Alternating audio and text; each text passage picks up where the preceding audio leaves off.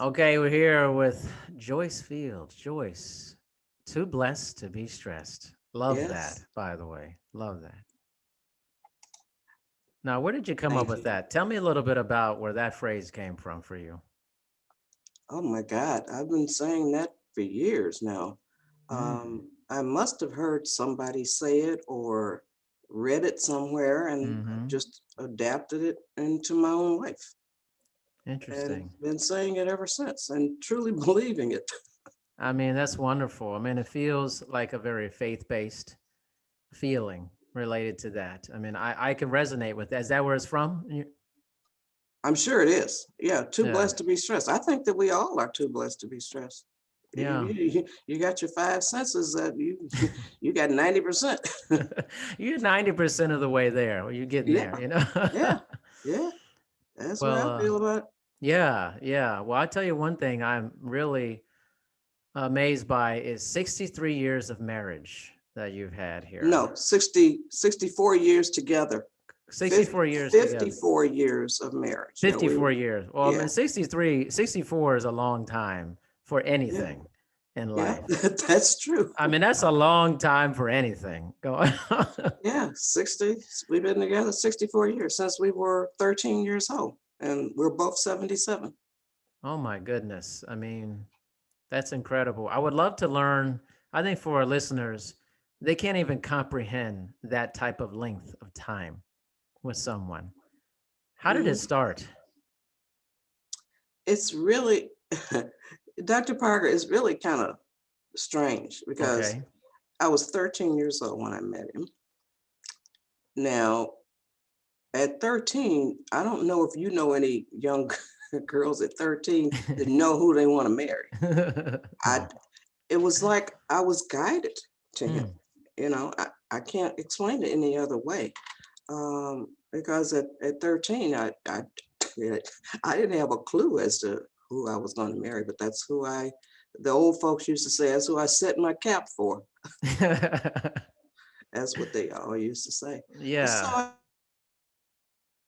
yeah, no, no. So we just started going to the show and going on the playground, and all the rest of the boys they wore blue jeans and gym shoes and all of that, and he wore dress pants and nice shoes, Yeah. Stetson shoes. Mm. And yeah, back then he wore Stetson shoes and Stetson hats back in Wow. 1957. So um, that's he had other girlfriends, and I knew that. Back in that day, we didn't call it cheating; we called it messing around. Messing around. Uh huh. He's Uh-huh. messing around on her, Mm-hmm. and that kind. But I didn't say that they didn't use the word cheating. He's cheating Yeah. on her, Right. So we didn't use those terms. Yeah. So, So how but did this like I said, progress? You know? he had a lot of other girlfriends, and Yeah. so I just decided that I was going to be the best one. You're gonna be the best. That's right. The number one. Yeah, I made up my mind that that's what I was going to do. My goodness. Now, when did you get married? Actually. We went together at 13. So, he was just taking me to the show and Mm-hmm. playing on the playground, that kind of stuff. We got married at 23. So we went together for 10 years. Yeah. We Yeah. we got married at 23. And then that's the rest is history. The rest is. Yeah, I'm sure there's a lot in between there. Between. Oh, yes. Oh, yeah, definitely. That's why I wrote that book. The best way to keep a man is to let him go, So among let's other so things. let's get into that. That's a good segue into it. The motivation for this book and some big takeaways from the title, clearly. Okay. Now, the title, let me read the introduction. It's a brief Yeah. introduction. The introduction. The best way to keep a man is to let him go. My late mother in law told me that in 1959 when I was 15 years old. At that time, her son Frederick, everybody calls him Pap, was my boyfriend. I let him go, and on March 31st, 2008, we celebrated 51 years of being together. Then on June 3rd, 2008, we celebrated our 41st wedding anniversary. While my mother-in-law put it into words, I watched my mother put it into action. She let my father go, and they were happily married for almost 35 years until his death in 1974. Let him go doesn't mean don't care.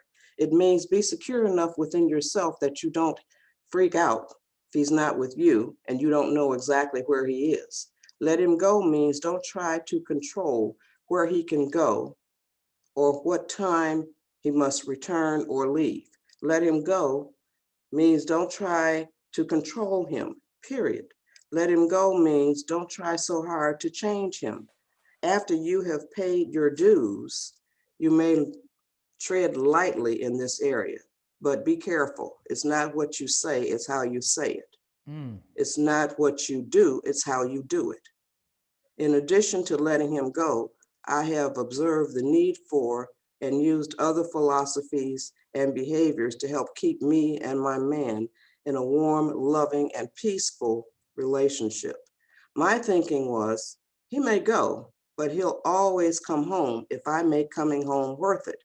But what kinds of things can I do to make it worth coming home? Well, then it goes into the book. Wow. And one of the first pages that says, take heed.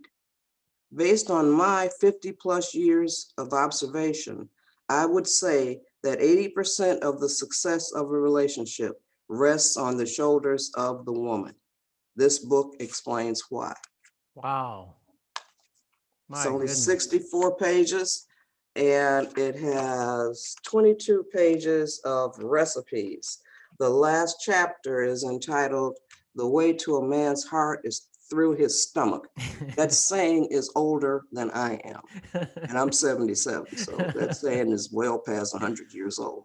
I'm sure of it. Yeah. So the recipes in the book, I start out with desserts: apple pie, banana pudding, Aunt Yeti's pound cake. That's been in the family. The recipe has been in the family for over 50 years.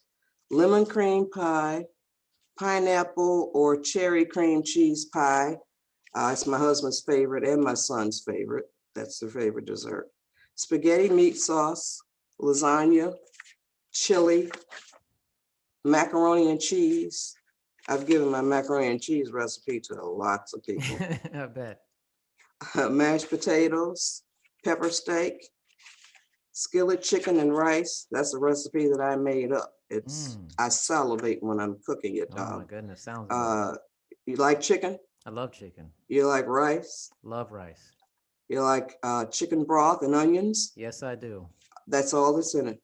Chicken, rice, broth, and onions. You just put a bed of onions in and you lay the seasoned chicken on top of it and put some broth in there and let that simmer. Cook some rice on the side with some chicken broth. After that gets done, you mix it all together and Lord have mercy. Tuna salad, oven fried chicken, beef stew, top of the stove, chuck roast. I put my chuck roast on top of the stove. I don't put it in the oven. I think the oven dries it out. Interesting. Meatloaf, chicken and dressing, dry beans or peas with smoked turkey, greens or cabbage with smoked turkey. And the last recipe is sauteed cabbage, which I love. Me too. Yes. Wow. What a awesome. You know, you mentioned about the 80% rest on the woman's shoulders. Can you talk a little bit about that, a little bit deeper? Okay, I'll go into the chapter headings. Yeah. Okay. That'll tell you a lot about why I say that. Modify the way you think. This is for females. Modify the way you think. Then there's 16 chapters in here. The first chapter is modify the way you think. The next chapter, observe and learn your man. Next chapter, be willing and ready to pay your dues. Next one, fantasy versus reality. That's a big one. Yes, it is. I really cover that one a lot. Learn how to fight. Remember that you have faults too. Yeah. Nothing is too precious for him. Think before you speak. Always be a lady. If he has children, accept and treat them as your own. Don't take man advice from a woman who has no man. That is a huge, huge one. Women listen to Wow. other women. Ooh, that's big. Mm, Look good 99% of the time. I like looking like eye candy. I like eye candy love myself. that. Love that. Yes. Don't use sex as a weapon. Hmm. Don't depend on your man to make you happy. Happiness comes from inside of you. Yes, yes, Pray and laugh together. yes. And then the last chapter, as I said, the way to a man's heart is through his stomach. So there are 16 chapters in this book. And it's only 64 pages, which includes the 22 pages of recipes that I Yeah. read. Right to the point. You get right to the point on this. God blessed me with the talent for being succinct, Darian. Yeah, So, yeah. you know, I say a lot in a few words. Tell me a little bit about the modify your thinking. I mean, I don't want to give away all this with your book, but just maybe a little bit. The modify your Oh yeah, thinking. What does that that's mean in your mind? okay. It's not realistic to expect make-believe and storybook happiness. There have been bride dolls forever, but until recently, there were no groom dolls. On the wedding day, the bride may be nervous, but she is radiant and confident. She's probably been waiting for this day most of her life, while playing with her dolls, talking about it with her girlfriends, and fantasizing about it. Now, look at just about any groom on his wedding day, and he is fish like a fish out of water.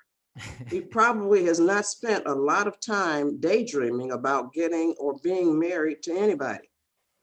And the way most men act, a wedding is akin to a funeral for freedom and fun. The bachelor party is seen as the groom's last hurrah.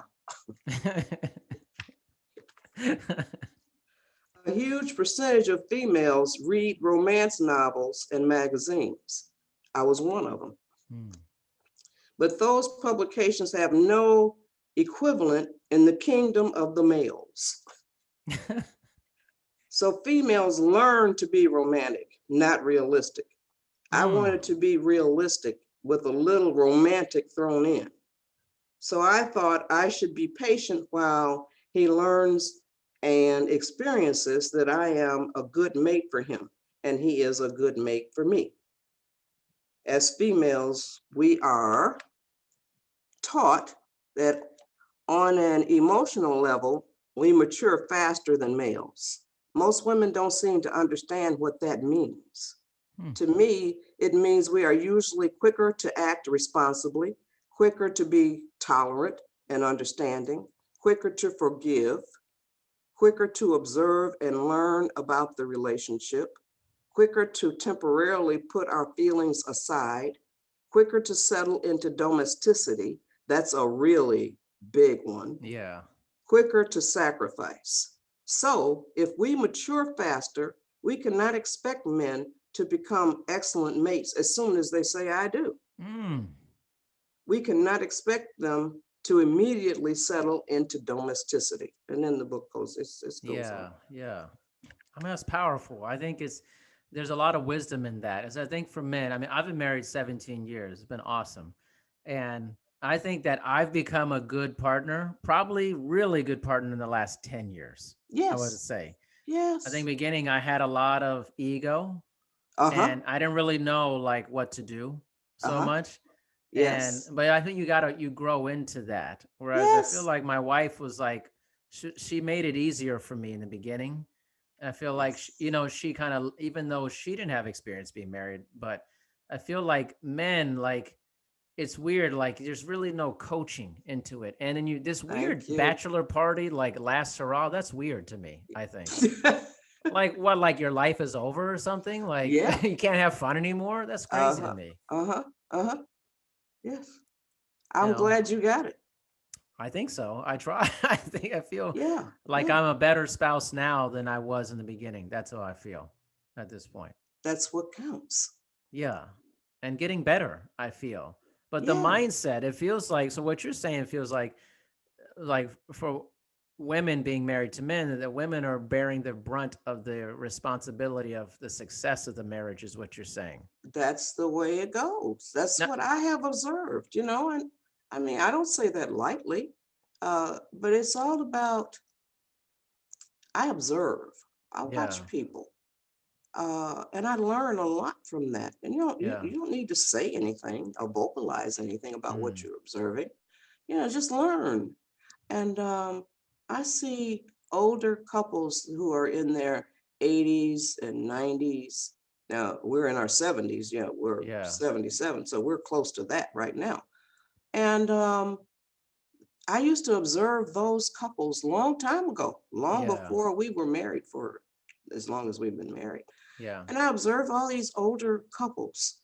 And what I observed was the man would sit back and allow, not even so much as allow, but the woman was taking charge because mm, he learned that he could trust her judgment yeah, and her decisions and her opinions and all of those things.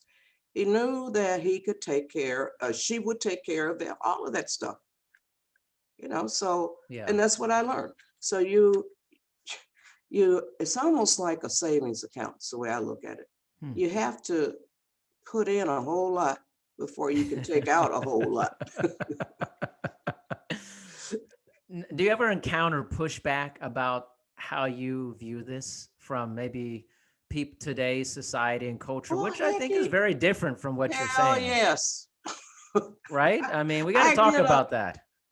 I get a lot of pushback from these younger girls because they're talking about, I just learned this term maybe within the last year, getting the bag.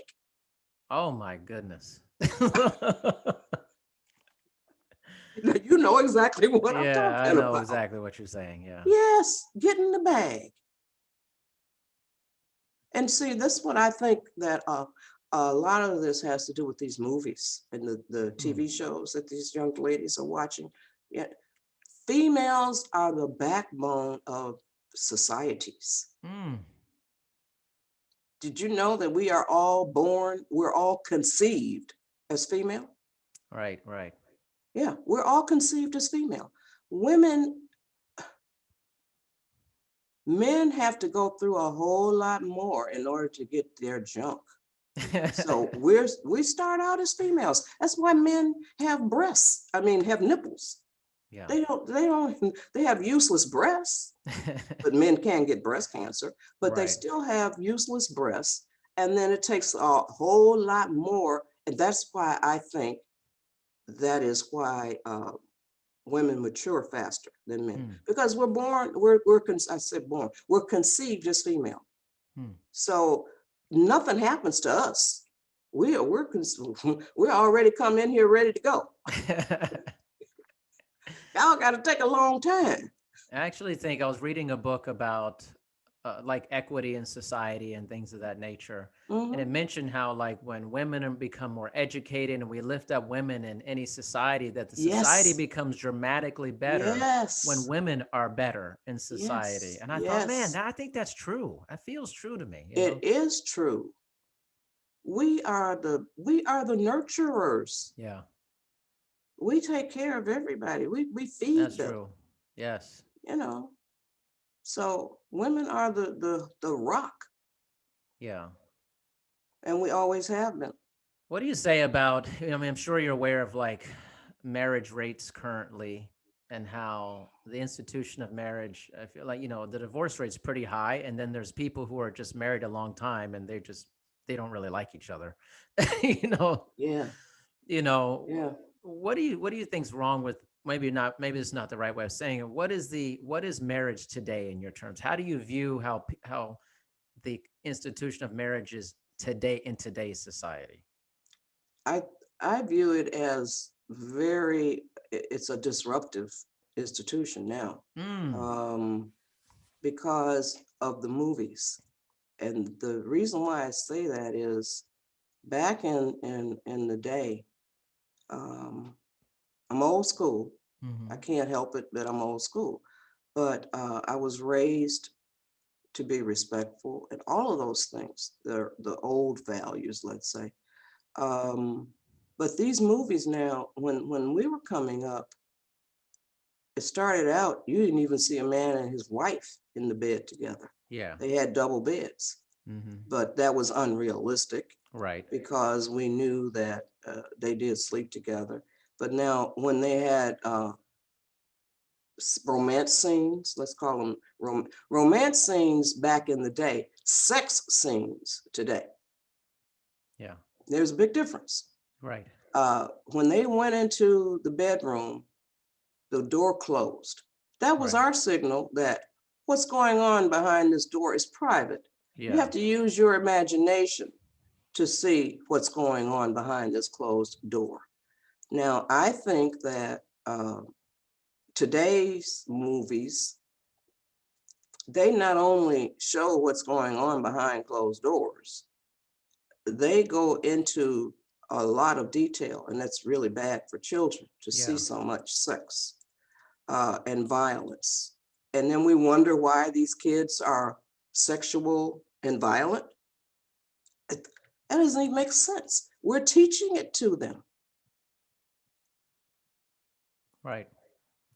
So back in the day, you didn't see all of this. Yeah. And we had a chance to use our imaginations as far as arguments were concerned, everything. We had to use our imaginations. And we're Yeah. not using imaginations too much anymore. We now have toys that think for the children, Yeah. all this kind of stuff. So we're losing our ability to think for ourselves. Yeah, in many ways. I think Hmm. in many ways in society. And I think marriage is a hot topic, I think, a lot because there are so many people very ill prepared for it. Hmm. But So we're this, socialized yeah, differently. we are. Yeah. We are. And it's still this whole thing. I always think that people get so worked up about the idea of the wedding, that is the Ooh, penultimate event, but it's really a very tiny portion of the whole thing. oh my God, is it ever? I put something on social media as far as they said something on Twitter. Uh, do you believe in big weddings or something like that? Hmm. I said, save your money. You got to live after you get married. That's true. Save your money, everyone. Yes, yes. And not only that, but it's all done for appearances. That's right. It it would just be so much better if if we just have small weddings, Hmm. save their money, go on their honeymoon, or do whatever. Uh, it's for everybody else. It's for to impress other people, Yeah, and totally. that's the wrong reason. I think and that's like, I feel like that's where people put all their energy into is the Yes, wedding. And then they realize they wake up, they're like, wait a minute, we actually have to be married to each other yeah, and work on this, I you know. know? That's That's true. changed. I had a small wedding. I really enjoyed it. It was so much fun. And it was on purpose because I knew that this was just a very small portion Hmm. of the thing. Also, I had a good model. My parents have been married for 40 plus years and they love each other still tremendously. I see it. And they were a good model for me. And I realized that the wedding was just a tiny thing Hmm. and that the rest of the life that was going to be the big thing for. But I think we don't teach people that. We socialize them into like these crazy weddings on TV and, Yes, that's go. exactly It's one of the crazy to me, reasons. actually. Yeah, It's it is. foolish. It is very foolish. So yeah. Yeah. And then when I talk about um, remember that you have faults too. Uh, Mm. this is let me see. Yeah. Talk about that. I mean, I think that's an interesting What is a discussion. fault? The chapter starts out, what is a fault? Well, according to the American Heritage Dictionary of the English language, a fault is, quote, something that prevents perfection, unquote. When women get together, if the discussion turns to male-female relationships and men's behavior and faults, and it almost always does, I have never heard a woman make any statement relative to the fact that her man has to put up with her faults. Mm, From listening to women, you'd think that females don't have faults. And to this very day, yeah. I have never heard a woman talk about the fact that her man has to put up with her faults. But she'll talk, and I mean, in the beauty shop, we used to do this all the time. Yeah, of course. Uh, uh, and then they would be talking about their men. It just would be, so I'd be sitting there listening to them talk about their men like dogs. So I don't know, I mean, but when does that they don't have happen? faults. You know what's in, I mean, I think you could take that to a lot of things. It's like if you're talking to some friends or whoever, and you say, oh, this person, they hurt me, they did that. Whoever says, well, a lot of it's my fault though. Like who I says know, that? You know I what I mean? know. Like, That's and true. there's power in that though. Like somebody Yeah, says, I need to own my portion of this. But who does that? Seriously. I know. That's one of the big problems with relationships. Yeah. Everyone wants to be right, or they want to cast the other person as being the villain in the Hmm. story. Like you can never be the villain, essentially. Yeah. So that's one of the chapters as far as Talk about don't take man advice from a woman who has no man. that's funny. That's like when somebody doesn't have children and they try to tell you about like Yeah, raising children. same thing. Same thing. Like, we're what? Hmm. I have always been amazed by a manless woman, by manless women who tried to tell another woman how to treat her man. I remember a time when Pap, my husband's name is Pap, that's what Hmm. everybody calls him, Pap. Yeah. Uh, and I had been married for about 5 or 6 years, and we had some friends over. Pap asked me to get him a glass of water. We both were about the same distance from the kitchen sink. One manless woman jokingly, question mark, Hmm. spoke out. You're just as close to the sink as she is. Get your own water. Pap did not reply. Without saying a word, I took him a glass of water. My thinking was, you don't have a man. How can you tell me how to treat mine? If I follow your advice, I won't have a man either. And you'll probably be first in line trying to get him after he leaves me. Oh. Oh man. Yeah, Oh, yeah. wow. But that's what they do. They talk bad about them. And you shouldn't even listen to a woman who talks bad about her own relationship. Isn't that amazing? Yeah, I it mean, is. that's really It, amazing. it is. Talk a little bit about the whole, again, kind of the letting go, because I again, when I think what really pulled me towards you is thinking about your book and about letting your man go. Right, it's a big statement, right? And people say, "Oh, what does that mean, Joyce?"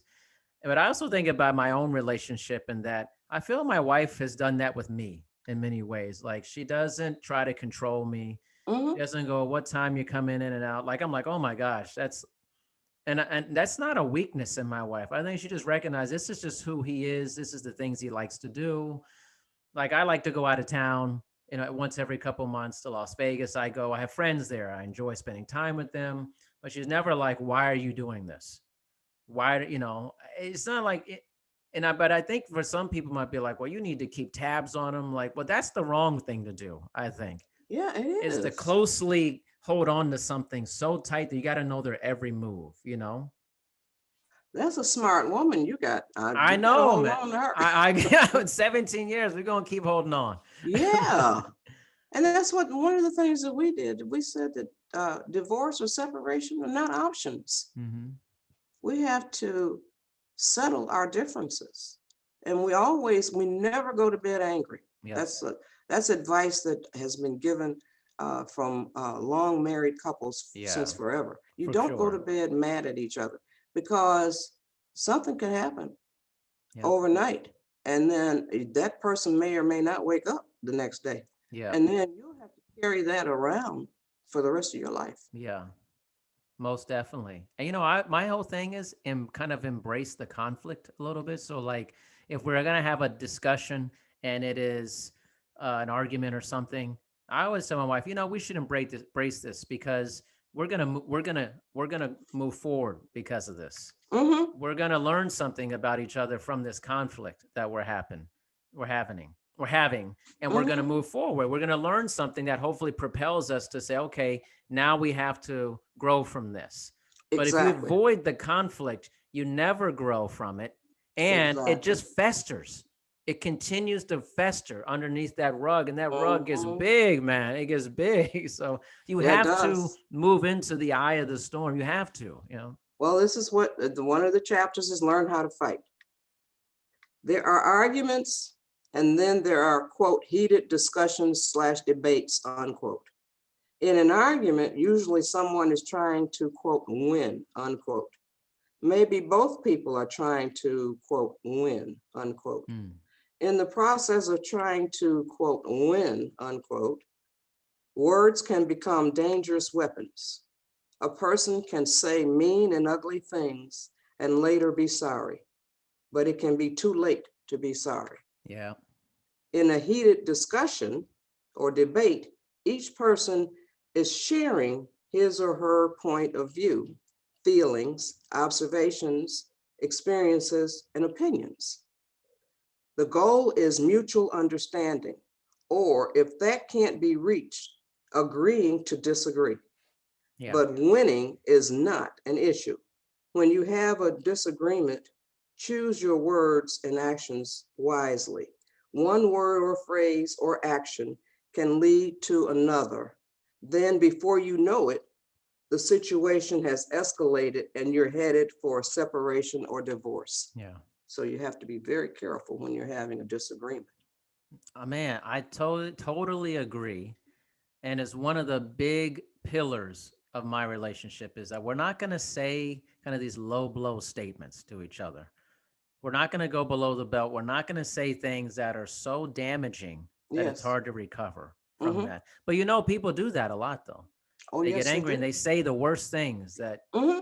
and people don't Mm-hmm. forget about that. They don't I forget know. that you said those things. you Exactly. know? Exactly. You can, there's a thing about forgiving and forgetting. I Mm-hmm. can't remember now how it Right. goes, but it's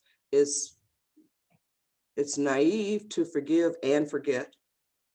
It's wise to forgive but not forget or something. It's Mm-hmm. three things like that. Okay. It's to forgive and forget kind of thing. Yeah. So you should forgive, but you can't forget.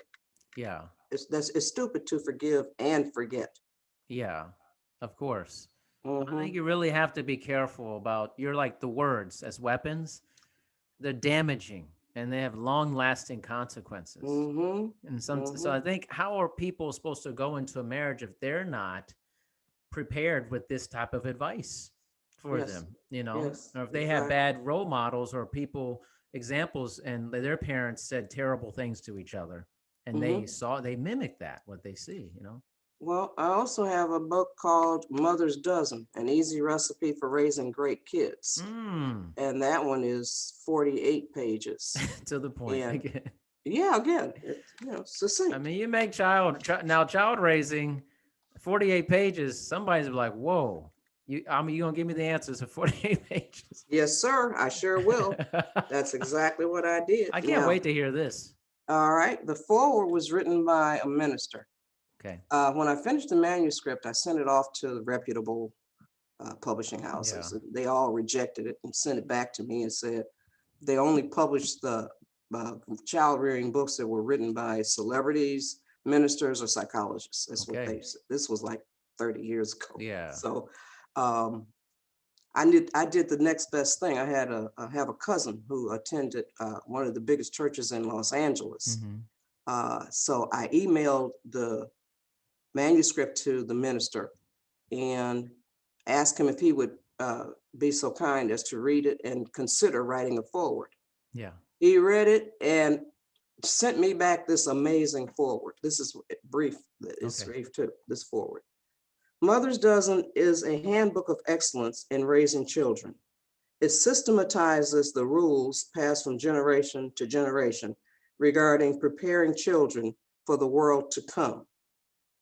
It involves tough love. It encompasses touchy-feely. It establishes fences that keep the wolf out and the sheep safe. It is common sense, the most uncommon thing in the world, particularly in this present age of negative imaging and self-raised, quote, rugrats, unquote. Mm. The quest is not for something new, but for something substantial. It is here. Every line brings an aha experience. The head nods yes, the will prods action. Well done, well done. Reverend Cecil L. Chip Murray, First AME Church, Los Angeles, retired. So when he sent me that forward, if I wasn't sitting down, I'd have fell down because it was just absolutely awesome. Yeah. So the introduction for this one is, I'm very grateful to all the excellent teachers I had, especially my mother, my aunts, and other female relatives, friends, and neighbors. I was born in a time, 1944, when raising children seemed to be the most important responsibility females had. Their homes were run with rules, order, and organization. They had strong, sound philosophies that taught children to love, honor, and respect themselves, thereby teaching the children to love, honor, and respect others. They were on a mission to teach their children to stand proudly on their own 2 feet. Virtually all of them were excellent teachers. I watched, I listened, and I learned. When I gave birth to my son, I started using those same rules and philosophies to raise him. To this day, I am frequently complimented, especially by elders, on how well my son turned out. I wanted to write this book because of the negative, unhealthy mother-child interactions I regularly see and hear in malls, supermarkets, schools, parks, stores, practically everywhere. It's not easy raising children, but as mothers, we can do a lot to help ourselves and our children. Looking back, I think the most important, quote, ingredients, unquote, can be put into 12 categories. Now, I say Mother's Dozen, an easy recipe for raising great kids. Though these are the 12 ingredients or categories. Okay. Number 1, start from infancy. Number 2, manners. Number 3, love for learning. Number 4, responsibility. Number 5, rules, order, and organization. Number 6, independence. Number 7, spirituality or a higher power. Number 8, affection. Number 9, discipline, self-control. Number 10, feed interest. Number 11, obedience. And number 12, patience. Those are the ingredients, and I tell you how to instill all of these in your child. I tell you one thing in there that that really I think is missing in today's child rearing is the spirituality aspect and the lack of something bigger than yourself. I think the society has become a little less about that, and I think it's a mistake. I really do. Oh, most I think it's definitely a it huge is. mistake. I know It that's probably is. controversial to some people, but Oh yeah, well that's okay. that's okay. I'm going to say what I got to say. Yeah. I think it's a huge mistake because I think there's a tremendous value system in that you're missing out on. Yes, most definitely. And the Now other, go ahead. I want to read you what makes my son so great. He's 51 years old now, and these are the things that I instilled in him. All these ingredients. I Yeah. did this with him. He is always mannerable. He is very polite and respectful, especially with his elders. He loves to learn and experiments with new approaches in order to learn more. He is a responsible person and does not expect others to pay for his mistakes or wrong choices. He suffers negative consequences with dignity.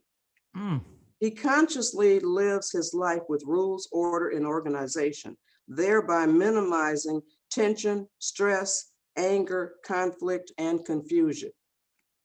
He is independent and seldom borrows or asks for assistance. He is exceedingly spiritual with a powerful belief in God. He regularly vocalizes his awareness of and thankfulness for his many blessings. He enjoys giving and receiving hugs and kisses. He usually takes care of must before shoulds, needs before wants, and business before pleasure. He demonstrates that he can effectively follow rules and instructions when appropriate. He is patient, seldom loses his temper, and uses time wisely. And the last thing, he has a truckload of family members and friends who love, admire, and respect him and often seek his opinion or point of view. And that includes me. I admire my own Oh child. my goodness, that's amazing. I admire my own child. I did an excellent job with that human being. Say it. Yes. And it's Boom. on, like I said, it's 48 pages. Yeah. And people ask me all the time how you teach patience to a child. You teach that by withholding. So mothers in supermarkets and all these other places that they go into, Mhm. they'll say, if they try to bargain with the child, Yeah, that's give me a crazy. break. That's crazy. So yeah, if you behave, Johnny, I'll give you a cookie. No, No.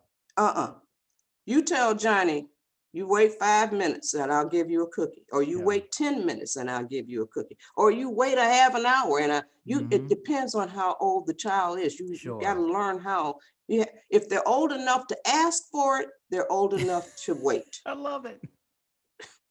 I love it. That's how you teach them patience. Yeah. And you teach them that you're going to be on their jocks for Mhm. forever. So you teach them that by mothers have the tendency of saying to a child, I'll be back. And then they go on and they do whatever it was they were going to Mhm. be doing, the child is. And Yep. then the mother comes back and the child is learning, oh, I can do whatever I want to That's do while right. she's gone. That's So right. no, you have to sneak back. They say Yeah. you have to sneak back. So Yeah. you got to teach them you're liable to come back any second. That's right. See, that's how you got to do It's actually you sound like my mom a lot. Like it. my mom's 68 and she I think did a phenomenal job raising my brother and I. And I think Hmm. she did most of what you have talked about here, honestly. Yes, yes. And my mom says very similar things to me that you've said about your son Hmm. and to my brother. Hmm. And And my son, it tickles me, Darian, the way he puts me in my place if I step off into his business, because he was raised yeah, to be respectful. He can disagree with me of course. anytime, but he has to be respectful when he Yeah. disagrees with me. So now he's 51 years old. And if I step off into his business, I'm gonna always have something to say. Okay. I get it. So that's my child. That's So right. he has a way. I love the way he does it. He says, all he says is, Ma, I'm big now. I'm big now. That puts me in my place. Okay. Okay. Amazing. I mean, these are such valuable lessons. And honestly, in a time where we need these lessons more than ever, Yeah. as people, partners, and spouses, and parents, we need the wisdom. Sometimes we lose wisdom throughout the Well, years. you may be interested to know that I just started posting this one last night I'm going to post it I started on Twitter. I Hmm. haven't done it on Facebook yet. I'm going to post it today. I put both of these books together. Yeah. This is The Best Way to Keep a Man is to Let Him Go, and Mother's Doesn't, in a tweet. And it says, it starts with relationships, then you raise children or something like that. And so these two books, help you to succeed in both. Mm, that's amazing. So the relationships first, then come the kids. Yeah. So it'll help you to create and maintain a good relationship, and it will help you to raise respectful, dependable, just virtuous children. Yeah. Wow. Joyce, I got to tell you, I'm always surprised when I do these. I mean, I've done hundreds and hundreds of these podcasts, and I'm getting an education all the time. And this is just another educational opportunity, not only for me, but for the audience. And this topic is desperately needed for I most think people. so. Desperately. That's why I'm doing this. I just had the thought yesterday, last night, to do both the books, the relationship and Yeah. the child rearing. Wonderful. Well, listen, Mhm. Joyce, this has been a pleasure, a real pleasure. Go to goodshortbooks.com. Do it.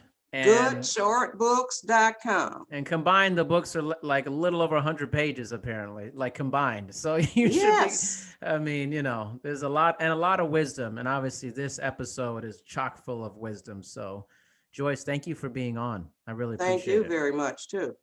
And I look forward to getting some feedback about this. This is pretty big stuff. So, thank you. Let me know. You got it. Okay, thanks.